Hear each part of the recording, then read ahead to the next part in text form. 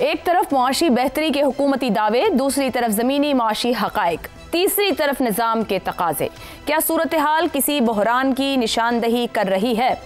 عامر احمد خان صاحب، جس طرح کی قیاس آرائیاں ہیں، کیا موجودہ حکومت نظام کی توقعات کے مطابق معاشی نتائج فراہم کر رہی ہے، کر پا رہی ہے؟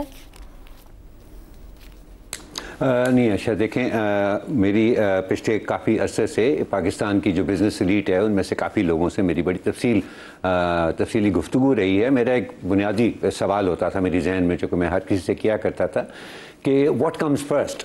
کیا اکنامک ریکوری پہلے آ سکتی ہے پولیٹیکل ریکوری کے بغیر، یا پولیٹیکل ریکوری پر توجہ دینی چاہیے؟ اور اگر پولیٹیکلی آپ ریکور کر جاتے ہیں تو اکانومی خود بخود ریکور کر جاتی ہے، اور اس کا کسی کے پاس کوئی تسلی بخش جواب نہیں تھا۔ لیکن ایک کنسنسس جو میں نے تمام لوگوں میں دیکھا ہے وہ یہ کہ جس وقت یہ حکومت وجود میں آئی تو اس وقت واقعی اس کی ٹاپ پرائیورٹی معیشت کو مزید لڑکنے سے روکنا تھا، ایک اسٹیبلٹی لے کے آنا تھا معیشت کے اندر، کیونکہ 3-3.5 سال میں آپ اس کو مس گورننس یا مس مینجمنٹ نہیں کہہ سکتے۔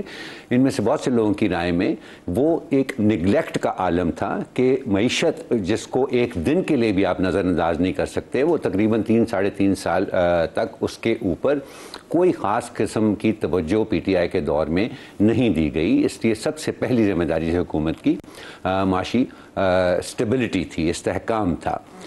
پرابلم یہ ہے عائشہ کہ استحکام بذات خود ایک منزل نہیں ہوتی، وہ آبجیکٹیو نہیں ہوتی، وہ منزل کی طرف جانے کا ایک رستہ ضرور ہوتا ہے۔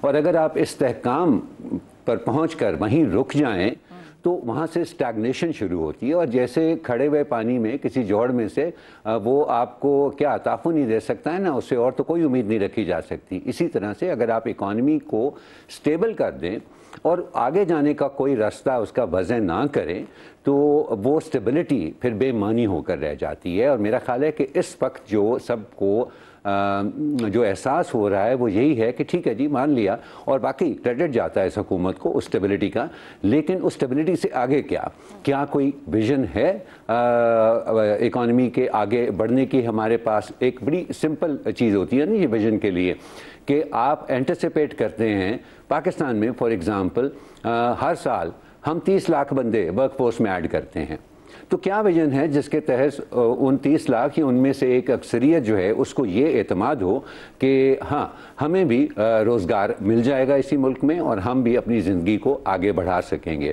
ہمیں اس طرح کی کوئی چیز ابھی تک نظر نہیں آئی ہے۔ ٹھیک ہے، کچھ اچھے کام ہوئے ہیں، لیکن پی آئی اے جیسے اداروں کی نجکاری جو ہے وہ ان اٹ سیلف اس کا ایک بہت ہی شارٹ ٹرم امپیکٹ ہوتا ہے۔ دیکھیں ایک سانپ اگر آپ کو ہر سال کاٹے جا رہا ہے نا، تو اس سانپ کو مار دینا ویژن نہیں کہلاتی، وہ آپ کی مجبوری ہوتی ہے۔ تو یہ تو بڑا اچھا کیا کہ ایک مجبوری سے جان چھڑا لی حکومت کو، لیکن کیا اس کے اندر ہمیں کوئی لانگ ٹرم ویژن نظر آتی ہے؟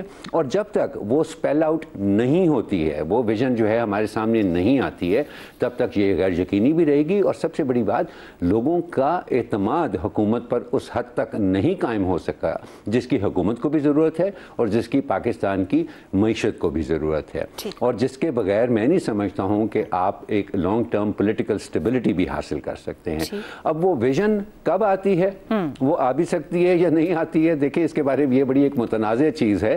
ہم نے بہت ساری حکومتیں پہلے بھی دیکھی ہیں، انہوں نے بھی بڑے بڑے دعوے کیے ہیں، کچھ نے اچھے کام بھی کیے ہیں، یہ نہیں کہ ہر حکومت نے آ کے خراب کام ہی کیا ہے، لیکن کیونکہ ایک لانگ ٹرم ویژن کا فقدان رہا ہے، یا اگر کسی نے کوئی لانگ ٹرم ویژن پیش بھی کی ہے تو اس کے اندر انٹرپشنز بہت زیادہ آئی ہیں، تو اس کم از کم اس حد تک تو میں نہیں سمجھتا ہوں کہ کسی قسم کی پاکستان میں تبدیلی آئی ہے، اور یہی ہے میرا خیال ہے جو کہ اس قیاس آئیوں کو اس طرح کی بھی جنم دے رہی ہے۔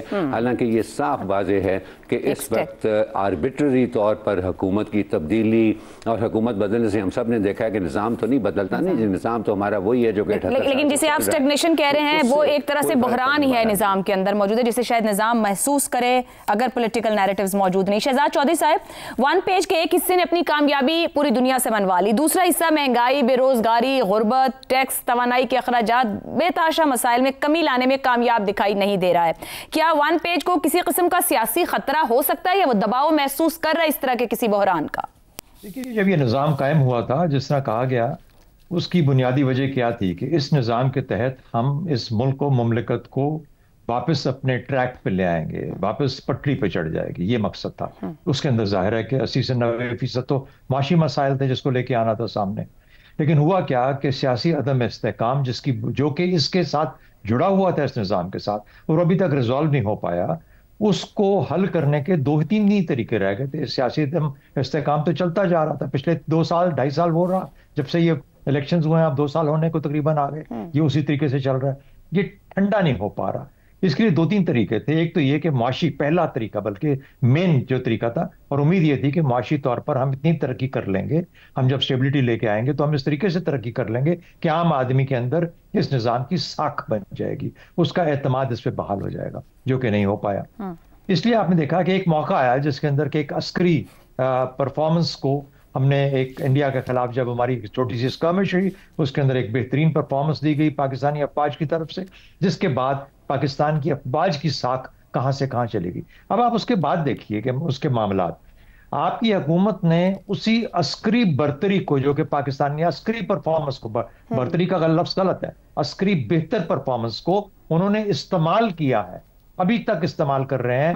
کبھی وہ ایک تعریف کرتے ہیں اور ہر تقریر کے اندر کرتے ہیں، کبھی دوسرے، تو ایک طرح سے جیسے ہوتا ہے کہ آپ نے اس کو اٹھا دیا اس چیز کو اوپر، اور اس کے بعد بہت ساری چیزیں ہم نے اور بھی دیکھی ہیں جو کہ اسٹرکچرز کے اندر تبدیلیاں آئیں، اس کے بعد اس کا یہی وجہ بنی کہ اس کو اور اسٹرینتھ کیسے دی جا سکتی ہے اور اس کی ریکگنیشن کیسے ہو سکتی ہے۔ دوسرا، اسی کو ہم نے لیوریج کیا اپنے سفارتی محاذ کے اوپر، اسی عسکری بہتری کو، برتری کو۔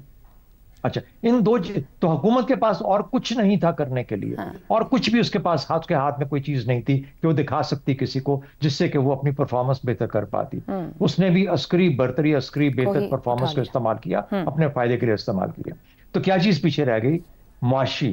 تو اب وہ جو عسکری والے ہیں یا جو باقی جنہوں نے پرفارمنس دی، یا وہ جو نظام کا ایک اور دوسرا حصہ ہے، وہ کہہ رہا ہے کہ ٹھیک ہے، ہم نے تو اپنا کام کر دیا، اب کچھ آپ بھی کر کے دکھائیے۔ پرابلم یہ ہے کہ آپ کو کیا سبق دیا گیا؟ آپ کو دیا گیا کرپٹو، آپ کو دیا گیا آرٹیفیشل انٹیلیجنس، اور آپ کو دیا گیا مائننگ۔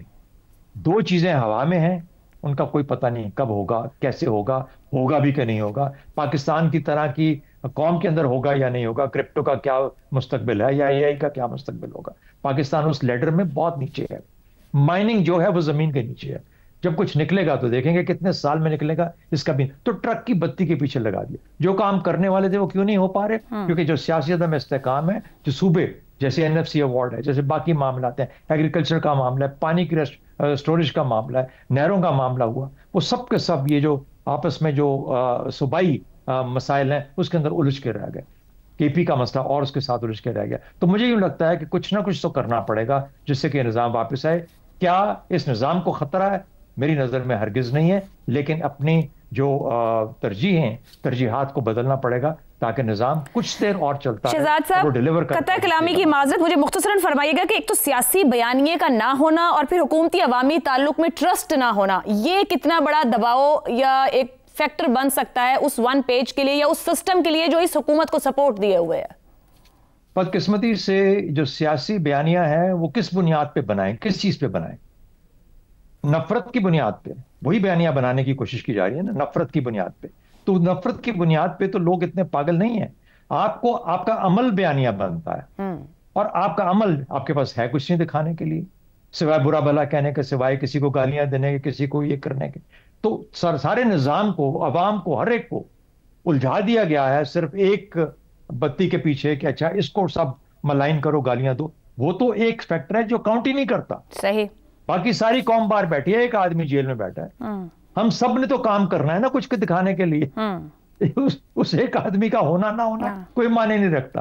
پرفارمنس تو ان لوگوں کی ہے جو جیلوں سے باہر ہیں، جو طاقت کے محور میں بیٹھے ہوئے ہیں، ان کی پرفارمنس کیا ہے؟ تو اس لیے میرے خیال میں اگر یہ سوال اٹھتا ہے تو بالکل جائز اٹھتا ہے، لیکن کیا اس سے امیجیٹلی کو خطرہ ہے؟ میرے خیال میں خطرہ نہیں ہے، لیکن اپنی ترجیحات کو بہتر اور زیادہ اور چینج کرنا پڑے گا۔